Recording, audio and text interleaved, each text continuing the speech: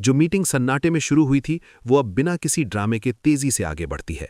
Agenda का पहला point है उस डीमन का जो डार्कनेस की माउंटेन में दिखाई दिया। इस पर बिना विरोध के चर्चा हुई। ईथन सिल, जो दिव्यता की प्रिसाइडिंग हेड और हाउस ब्रांड की प्रमुख हैं, अपनी राय रखती हैं। राजधानी के पास डीमन दिखने की बात पर ज्यादा नजर रखनी चाहिए। उन्होंने प्रस्ताव रखा कि हर स्कूल चर्च के साथ कोऑपरेट करे और संदिग्ध इलाकों में मेजेस भेजे जाएं। सबने सहमति जताई और मीटिंग ने अपना पहला छोटा ब्रेक लिया। डेक्लिन ने थकान की गहरी सांस ली। वो जंगली तरह भागा था ताकि बर्ग तक जितनी जल्दी हो पहुंचे। देर करना उसके बस का नहीं था। अब उसके पास माना भी खत्म और स्टैमिना भी खाली है। फिर भी उसकी बाहरी छवि पर थकान का असर नहीं दिखता। वो वैसे ही चिकना और कंपोज दिख रहा था। डेक्लिन की नोबल खूबियां सचमुच चुभने वाली हैं। जैसे ही काउंसिल राउंड टेबल से खत्म होने लगी, किसी ने चिंतित आवाज में प्रोफेसर को बुलाया। वो आंसू भरी आंखों वाला एलन था, जो अभी अभी पहुंचा था। उसने माफी मांगते हुए पूछा कि उसका बॉस ठीक तो है ना। बताया गया कि मीटिंग शुरू होने के वक्त वो पहुंचा था, इसलिए बाहर वेट करें। प्रोफेसर ने उसे भरोसा दिया कि चिंता की कोई बात नहीं है। ट्रेन पर उस सस्पिशियस इंटरैक्शन के बाद डेक्लिन अब इस बच्चे को मासूम नहीं समझ सकता। उसे यकीन है कि एलन की आइडेंटिटी में कुछ गड़बड़ है। वो अभी तक ठीक से बता नहीं पाता कि क्या है, पर यह उसे उसकी पिछली दुनिया की एक फेमस फिल्म की याद दिलाता है। तो उसने एलन को हिदायत दी कि अब से हमेशा उसके पास खड़ा रहे। अपने दोस्तों को पास रखो, लेकिन अपने दुश्मनों को उससे भी ज्यादा करीब। वो एलन पर और भी नजदीकी निगाह रखना चाहता है। वो पक्का ठान चुका है कि चाहे जो हो, समय आने पर इस पिपस्क्वीक की असलियत पता लगाएगा। छोटे ब्रेक के बाद काउंसिल फिर से राउंड टेबल चर्चा के लिए इकट्ठा हुई। अब अगला एजेंडा डॉकेट पर एक गंभीर और विवादित मामले का है। उन्हें तय करना है कि उस ब्लड श्राउड सॉर्सरर के साथ क्या किया जाए जिसने मेजस को मार दिया था। ये एक संवेदनशील मामला है, इसलिए इसे पिछले एजेंडे की तरह आसानी से नहीं निपटाया जाएगा। वर्ट परिवार के मुखिया बरून ने मेज पर हाथ ठोकते हुए बड़ा ड्रामेटिक प्रदर्शन किया और भावुक भाषण दिया। वो ब्लड श्राउड नस्ल को पक्का कीड़े मानता है, जो इंसानी समाज के बीच चुपके से पनप रहे हैं, अंडे दे रहे हैं और इंसानी जमीन को खोखला कर रहे हैं। ब्रेन हाउस की हैरी थेंसिल ने तुरंत ही ऐसे घटिया कमेंट्स का विरोध कर दिया। वैसे भी उनके पास ब्लड श्राउड्स को बाकी नस्लों से अलग करने का कोई ठोस तरीका नहीं है। बरून ने कहा कि उनके पास जो क्लूज हैं, उनकी प्रकृति और फिजिकल फीचर्स की जानकारी, उससे कोई डिटेक्शन मेथड बना ली जा सकती है। वो मानता है कि इंपीरियल मैजिक टावर की ताकत से इन कॉकरोचेस को खत्म करना संभव है। डेक्लिन चुप रहा। उसे पहले से पता था कि मतभेद उठेंगे, पर माहौल अब बहुत जल्दी गर्म हो रहा था। उनके मुताबिक ब्लड श्राउड्स एक दूसरे को पहचान लेते हैं और चुपके से ताकत जमा कर रहे हैं। इसका मतलब है कि उनके पास पावर संरचना और कोई नेता जरूर होगा। बरून को डर है कि वे किसी खतरनाक साजिश की साजिश रच रहे हैं। हैरी थेंसिल ने बस बरून की भ्रमित अटकलों पर डर फैलाने को मानने से इनकार कर दिया।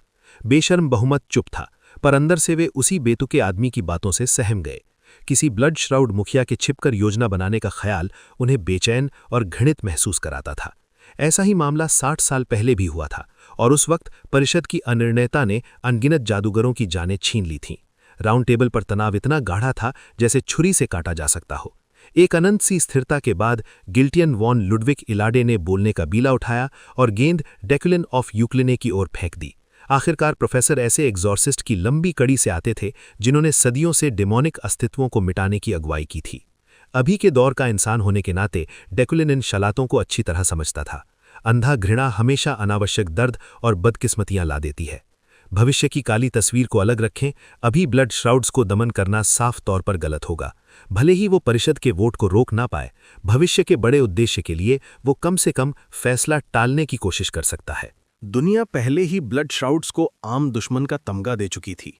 ये एक बड़ी भूल थी, इसलिए डी कुलिन ने मुंह खोला। हाँ, ये सच है कि बहुत पहले ब्लड श्राउड्स को मानवता का दुश्मन माना गया था, पर अगर युद्ध से संबंधित हर किताब और दस्तावेज को ध्यान से पढ़ो तो साफ दिखेगा कि सारा खून अश्रु एक साधारण मिसअंडरस्टैंडिंग से निकला था। वरुण ने ऐसी मजाकिया बात सुनकर मुंह क्रूरता से मरोड़ा। डी कुलिन ने बताया कि 237 साल पहले रॉडनविच मामले में रॉदरी पर झूठा इल्जाम लगाया गया और सजा दी गई। उसी घटना से बड़ी दमनकारी कार्रवाई हुई जिससे अनगिनत ब्लड श्राउड्स मारे गए। अन्याय को सहन ना कर वे पलटकर हुए और दोनों तरफ और खून बहा। हिंसा का चक्र जारी रहा। डी कुलिन के सर्द तथ्यों पर आधारित नज़र में 60 साल पहले की घटना बस राजनीति की गंदगी बनकर बिगड़ी थी। किसी लालची ने ब्लड श्राउड इलाकों में माना स्टोन की खान खोज ली और कीमती संसाधन हड़पने के लिए बेतुकी साजिश रची। वो लालची व्यक्ति डी कुलिन के पूर्वजों में से एक उकिन था। वरुण ने बहुत पहले से सुनना बंद कर दिया था। क्रोध ने उसकी समझ छीन ली थी। वो पक्का मानता है कि वे कॉकरोचेज जन्मजात दैत्य शक्तियों से भरपूर होते हैं।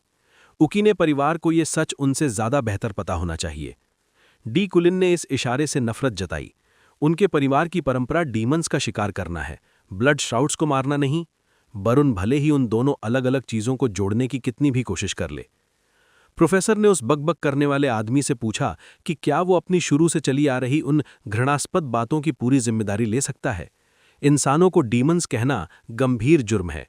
जो कोई इस तरह की घृणायुक्त रिटॉरिक फैलाता है, उसे आसानी से उसी चीज का आरोपी बनाया जा सकता है जिसकी वो निंदा कर रहा है। विराट के वरुण ने बच्चे की तरह पांव पटका और चले गए। पहले बैठक का कोई नतीजा निकला ही नहीं। ब्लड श्राउड मुद्दा अगले दिन के लिए टाल दिया गया। काउंसिल अपने अपने कमरे रिटायर करने चली गई। हमने देखा कि गिल्थियन अपनी बेटी के साथ क्लिंग कर रहा था। वो सिल्विया से अलग होना नहीं चाहता, पर एक पुराना नियम मांगता है कि बर्क के सदस्यों को समिट के दौरान अलग रखा जाए। बाप आंसू भरे थे और बेटी बिल्कुल अनअम्यूज्ड। वो जितना हो सके अपने पापा से दूर रहना पसंद करती है। अलग होने से पहले गिल्थियन ने बेटी को चेतावनी दी कि बर्क के मेचस का माना डेंसिटी असामान्य रूप से ऊंचा है। इतनी कॉन्सेंट्रेटेड शक्ति एक जगह होने से रात में अजीब मैजिकल फिनोमिना हो सकते हैं। सिल्विया के लिए जरूरी है कि वो होटल नियमों को पढ़े। होटल के कमरे पहुंचाकर सिल्विया ने आरामदायक कपड़े पहन लिए और उन अजीब नियमों की लंबी लिस्ट को देखा। वो सोचती है कि ये बेवकूफ़ी भरी सूची बस छोटे बच्चों में डर भरने का एक तरीका है। रात गहरी हुई तो वो बिना किसी परेशानी के सो गई, लेकिन तभी कुछ आया और उसे उसके सपनों से झटके में खींच ले गया। वो उठी, गले में सूखापन महसूस किया और पानी पिया। अचानक उसकी नींद गायब हो गई।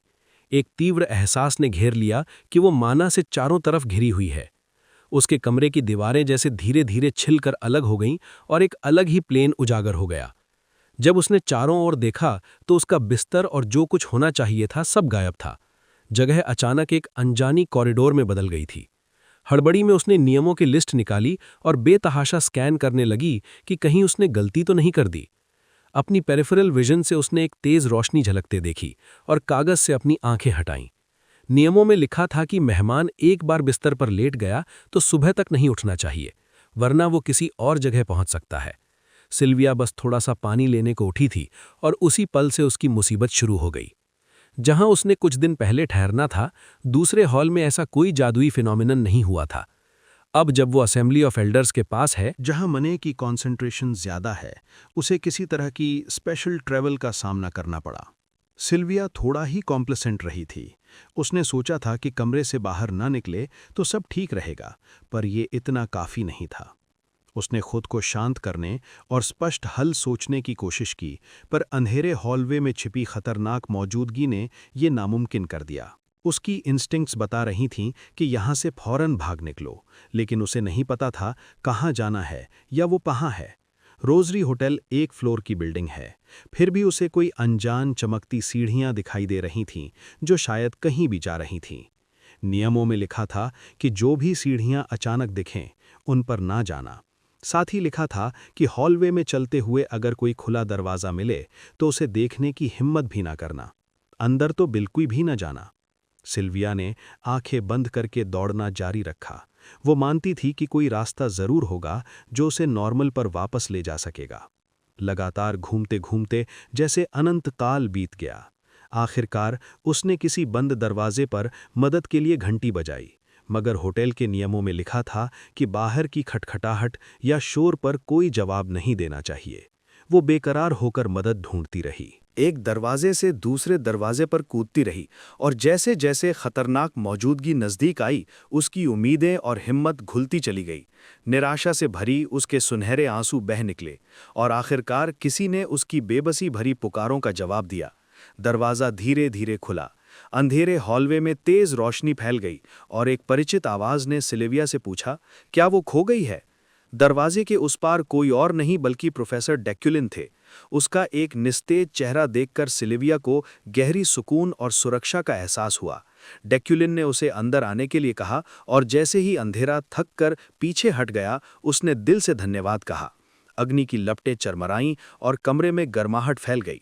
सिल्विया ने बताया कि वो पलों के लिए बिस्तर से उठी थी और अजीबो-गरीब किसी एंटिटी से पीछा होते हुए हॉलवे में आ गई। प्रोफेसर को ये सब उम्मीद थी। बर्ग असल में गजब के मैजिकल फिनोमेना का केंद्र है। ऊपर से कई स्पिरिट्स जो जादू के चलते चेतना खो चुके होते हैं वहीं टिक जाते हैं। सिल्विया ने उस शख्स की भरोसेमंद बनावट, कभी न झुकने वाली उपस्थिति, अडिग नज़र और स्थिर नोबिलिटी भरी हवाएं देखीं। उसने बिना बोले महसूस किया कि डेक्युलिन ही उसे बचा सकता था।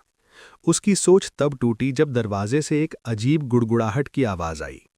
डेक्युलिन के दरवाजे के छोटे छोटे दरारों से धीरे धीरे एक चिपचिपा पदार्थ रिसने लगा।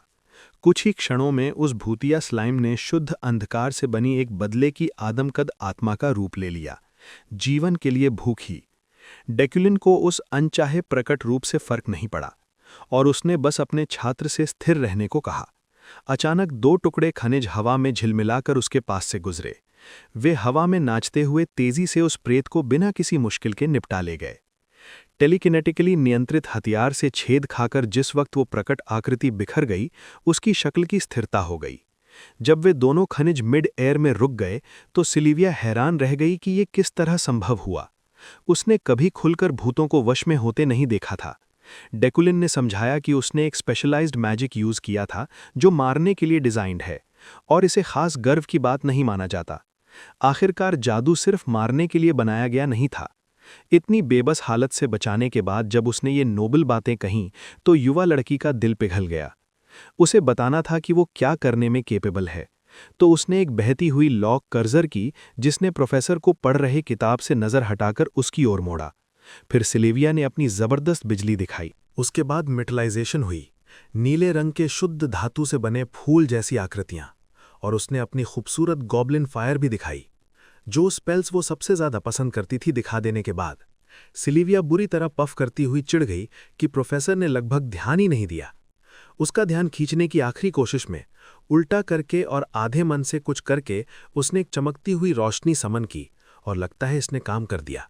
डेक्युलिन ने शांत स्वर में हवा के मैजिक सर्कल की जो हल्की सी अस्थिरता व आग में एम्बेड करके बनी थी उसे ठीक कर दिया, और उस एडजस्टमेंट का नतीजा सचमुच दिल दहला देने वाला था।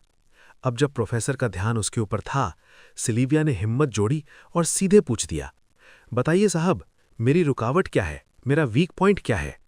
इतना टेढ़ा सवाल सुनकर डेक्युलिन ने आंखें वापस किताब पर टिकाईं और कहा कि अपनी कमियों को खुद ही ढूंढो। बच्चे की तरह सिल्विया ने हल्ला किया कि आप तो एफएन की मदद करके उसकी कमियां और ठीक करवाते थे। वो गलत थी। एफएन ने जो कमी थी खुद ही पहचान ली थी। जब उसने देखा कि वर्तमान पीढ़ी की एक गोल्डन चाइल्ड अपनी ही भीषण क्षमताओं पर फ्रस्ट्रेट हो रही है। प्रोफेसर ने कहा कि अपनी बेचैनी को अभी बंद करो, आखिर टाइम उसकी तरफ है। बस अगर वो अपने क्राफ्ट को लगन से करती रहे तो इम्प्रूवमेंट अपने आप आएगा। बाकी सब की तरह उसे भी धीरे धीरे एक एक कदम करके पिनिकल की तरफ बढ़ना होगा, कोई शॉर्टकट नहीं। सिल्विया उन तीनों लोगों में से एक है जिनमें मैजिक वर्ल्ड की टॉप तक पहुंचने की टैलेंट है। आखिरकार किसी वजह से डेक्युलिन की तरफ से आई इतनी तारीफ ने उसे उन अनगिनत खाली शाबाशियों की याद दिला दी जो उसे नेक्स्ट आर्चमेज बताकर बचपन से ही सुनाई गई थीं। उस उम्र से उसने सब सुन रखा था, पर तब भी वो नकली और फीके फ्लेवरी को पहचान लेती थी। फिर भी जब तारीफ डेक्युलिन जैसी शख्सियत से आती है तो वो दिल को सुकून देने वाली और असली लगती है, जो कहीं और उसने महसूस नहीं की थी। रात देर हो चली थी और हॉलवे में चलना खतरे से खाली नहीं था, तो सिल्विया ने प्रोफेसर के बेड पर रात गुजारी और डेक्युलिन ने अपनी डेस्क पर किताब पढ़ते हुए जमीन पर रात बिताई। मध्यरात्रि में अचानक उनकी स्टडी में एक तरह की मौका महक आई और सब कुछ बदल गया। एक सुनहरी रोशनी उसे बाहर आने के लिए बुला रही थी। एक एनर्जी जो उसने कभी महसूस नहीं की थी उसे बाहर जाने का इंतजाम दे रही थी। तो प्रोफेसर ने सोचा, छोटा सा लेट नाइट एक्सकर्शन कर ही लिया जाए। उसके मैग्नेट सेंस टिंगल कर रहे थे और वो फ्री ट्रेजर को ठुकराने वाला नहीं, खासकर जब पाथ ज्यादातर इनएक्सेसिबल हो और वाइल्ड में कोई रेयर आइटम छिपा हुआ मिल सकता हो। रास्ते की इनएक्सेसिबिलिटी की एक वजह थी, वहां मंडराते हुए सिस्टर स्पिरिट्स। एक ऐसे ही स्पिरिट ने जिसकी बॉडी से टेढ़े मेढ़े टूटे अंग उग रहे थे, डेक्युलिन पर चुपके से हमला करके उसकी डर की ऊर्जा खानी चाहिए। लेकिन प्रोफेसर ने ऐसे चीप स्केयर्स पर एक भी पलक नहीं झपकाई।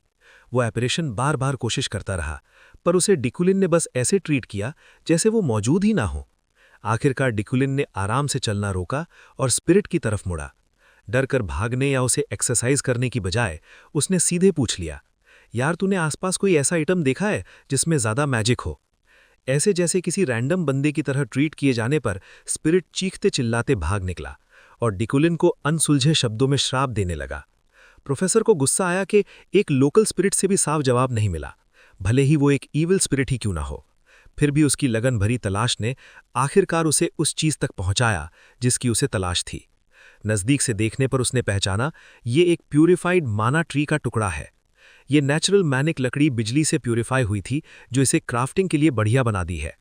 इस दुनिया में आने के बाद उसने बिना रुके ट्रेनिंग और रिसर्च में खुद को झोंक दिया था। फिर भी डिकुलिन की मध्यम प्रतिभा की वजह से वो एक स्लंप में फंस गया था। अगर वो इस असाधारण टुकड़े से एक वॉन्ड बना ले तो अपनी टैलेंट को पूरा करके अपनी पावर तेजी से बढ़ा सकेगा। एक रैंडम मिडनाइट वॉक के लिए वुड्स में मिली ये इनाम उसकी कल्पना से भी कहीं ज्यादा बड़ी निकली। अगला दिन आया और फिर से खुली बैठक की हवा कतई अजीब थी। कल की तरह ही बारून वेरेंट फिर से अटपटी बातों के साथ घुस पड़ा, खून की चादरों में बहते दानव के खून वाली बातों पर सवाल उठाते हुए। इस बार डिकुलिन ने भी उसी जोश से पलटवार किया। उसने तर्क दिया कि अगर पानी में नमक मिलाओ तो पानी को नमक नहीं कह सकते, कि ये दो बड़े स्तंभों की तीखी बहस ने बैठे हुए कई जादूगरों को हक्का बक्का कर दिया। कुछ लोग सोचने लगे कि प्रोफेसर तो इंसानियत के खिलाफ शत्रु के साथ खड़ा है। वे उम्मीद कर रहे थे कि वही रक्त चादरों का जिक्र उठाकर उन्हें खत्म करने की वकालत करेगा, पर वो उल्टा कर रहा है। यहां तक कि गिल्थियन भी हैरान था कि आदमी किस तस्वीर को उकेरने की कोशिश कर रहा था। सिलीविया, जो अभी भी अपने पिता के पास बैठी थी, हर किसी के दिमाग में चल रही चालें देख सकती थी। उसे पता था कि लोगों की डिकुलिन के प्रति सोच धीरे धीरे बदल रही है। वे सोचते थे कि उसके कोई छिपा इरादा है, पर वे गलत होंगे। उसकी नज़र में प्रोफेसर बस वो सब बता रहा था जो साफ सच था। इस गति से तो किसी नतीजे पर पहुंचना नामुमकिन दिख रहा था। तदनुसार निर्णायकों ने फैसला किया कि रक्त चादरों का मसला अगली बैठक तक डाल दिया जाए। एक मुद्दे की वजह से बाकी एजेंडों को पीछे नहीं छोड़ सकते। रक्त चादरों के मुद्दे के उलट बाकी चर्चाएं जल्दी आगे बढ़ीं और कुछ दिनों के बाद बैठक खत्म हो गई। जब बर्ग समिट खत्म हुआ तो डेक्युलिन पर यकीनन बारून और वेरेंट का गुस्सा जम चुका था। हालांकि उसने ये नतीजा नहीं चाहा था, पर आने वाले प्रमुख मकसद के लिए उसे समय खरीदना था और कुछ लोगों से दूरी बनना इसके बदले का दाम था। डेक्युलिन समिट के बाद कुछ दिन और बर्ग में रुके रहे। आज वो शहर के शॉपिंग डिस्ट्रिक्ट में एक जादू की दुकान पर गया, जहां उसे पहले से पहचान थी। वो सोच रहा था कि शुद्ध मॉनेटरी फ्रेगमेंट को अपनी नई छड़ी की बेस में कैसे सही तरीके से इस्तेमाल किया जाए और कौन सी सामग्री उसके साथ परफेक्ट मेल खाएंगी। वो सामान देख रहा था कि तभी एलेन ने घबराकर उसकी तरफ आवाज़ की। उसका असिस्टेंट किसी की ओर इंगित करते हुए बोला कि वही वो हीरो है जिसने उसे सुरक्षित रूप से बर्ग पहुंचने लायक बनाया। डेक्युलिन ने उसे पहचान लिया, लिलिया प्रीमियम सिक्योरिटी ब्यूरो की उप प्रमुख। तो उन्होंने खरीदारी से ब्रेक लेकर लिलिया को एक खाने पर बुलाया। ये छोटा सा आदाब था कि उसने एलेन को सुरक्षित पहुंचाया। वो इस शिष्टाचार की कद्र करती है और प्रोफेसर को सूचित किया कि उस घटना की जांच सही तरीके से खत्म हो चुकी है। इंटेल पाने के चांस को देखते हुए उसने पूछा कि एस्कॉर्ट गार्ड वेरॉन का क्या हुआ। उसने साफ कहा कि वो आदमी घात में मर गया था। वेटर ने सादा खाना परोसा और तीनों ने खाने की थाली में हाथ डाला। लिया इसे खुलेआम नहीं दिखाती, पर उसे डेक्युलिन पर शक था और ये सब लॉकहार्ट की बातों से शुरू हुआ था। सीधे सम्राटी आदेश पर इंपीरियम सिक्योरिटी ब्यूरो ने जादूगर हत्यारे को उसके जादू और मानवता के खिलाफ अपराधों के लिए सबसे कुख्यात जेल लेकोडाक भेज दिया। लॉकहार्ट के केस में गिरफ्तार करने वाली अफसर कोई और नहीं बल्कि खुद लिया थी। पूछताछ के दौरान वो हंसमुख जादूगर हत्यारा अचानक चुप हो गया था। जब उसे अपराधी से कोई मायने की जानकारी नहीं मिली, उप प्रमुख ने अपना अंदाज बदला और अपराधी से उसकी शक्ति दिखाने की मांग कर दी।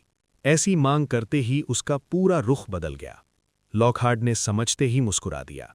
उसने चुपचाप अपनी शक्ति सक्रिय कर दी, कमरे में शून्य करने वाली जादुई तरंगे फैला दी। जब ये लहरें छत पर लगे सर्विलांस कैमरे पर पड़ी, वो खराब हो गया और अंततः पावर खो बैठा। ब्यूरो अब न सुन सके न देख सके। ये पक्का करते ही उपमुख लिया प्रीमियर ने आखिरकार अपना अभिनय छोड़ दिया। उसकी ठिठकन टूटती दिखी जब उसने गुस्से में पूछताछ की मेज पर मुट्ठी जमी। गुस्से में उसने लॉकहार्ट को कोसा कि वो बेवकूफ की तरह पकड़ा गया। वो पहले ही बच्चे को समझा चुकी थी कि जल्दबाजी ना करें, फिर भी उसने हमारे किस्म का नाम बदनाम करना जारी रखा। लगातार जादूगरों को मारता रहा और रक्त चादर की योजना पीछे धकेल दी।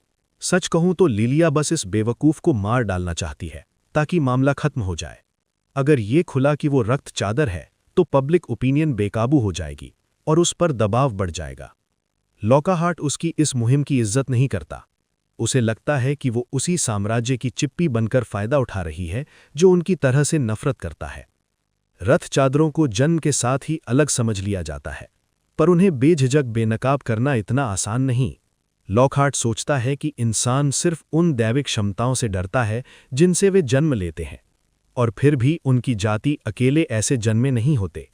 एक और भूल जो उस अपराधी ने की वो ये कि जब उन्हें चुपचाप उकलानों पर नजर रखनी थी तो उन्होंने डेक्युलिन को उकसाया। अभी उनके रोल सिर्फ ऑब्जर्वर का है। अगर वो आदमी गड़बड़ करेगा तो उनकी अगली स्टेप असैसिनेशन होगी। उल्टा नहीं, जब सुना कि ब्लड शॉट्स डेकुलिन को मारने का सोच रहे हैं, लॉकहार्ट ने असाधारण रूप से कहा, वो सच्चा नोबल है जिसे छूना नहीं चाहिए। लिलिया हैरान रह गई। कौन सा ऐसा सच्चा नोबल होगा जिसके खिलाफ ब्यूरो में अपराधों का पहाड़ ही पहाड़ दर्ज हो। फिर भी लॉकहार्ट ने जो आदमी देखा उसमें वो गरिमा थी कि उसने कहा, ब्लड शॉट्स दैत्य नहीं इंसान है। उसकी आंखों में एकदम साफ सच्चाई और नायकत्व था, शक का एक पुट भी नहीं। अपराधी का सच्चा विश्वास था कि अगर इस दुनिया में डेकुलिन जैसे और नोबल होते तो उनकी तरफ वालों को अपनी पहचान छिपानी नहीं पड़ती, वे सबके साथ रह सकते थे। वो तो लॉकहार्ट को भी नहीं मारा, जबकि उसे उनकी उत्पत्ति पता थी, ताकत भी थी, कानून का समर्थन भी था, फिर भी उसने हाथ नहीं उठाया। लॉकहार्ट मजाक नहीं करता, फिर भी लिलिया ऐसी बकवास को मानने को तैयार नहीं थी। उक्लेन परिवार तो अपने ही लोगों के कत्लेआम और दबाव के सबसे आगे रहा है। आखिरकार अपराधी ने तर्क दिया कि अगर वे पुरखों के अपराधों की वजह से उनकी संतान के साथ वैसा ही व्यवहार करेंगे तो वे डेथ से किस में अलग होंगे। यथार्थ में लिलिया ज्यादा देर सत्ता में नहीं टिक पाएगी। पकड़ तो सूनर या लेटर होगी, लेकिन उसे अपनी छुपने की कला पर भरोसा है। इंसान और ब्लड शॉट्स के बीच अलग दिखना मुश्किल है।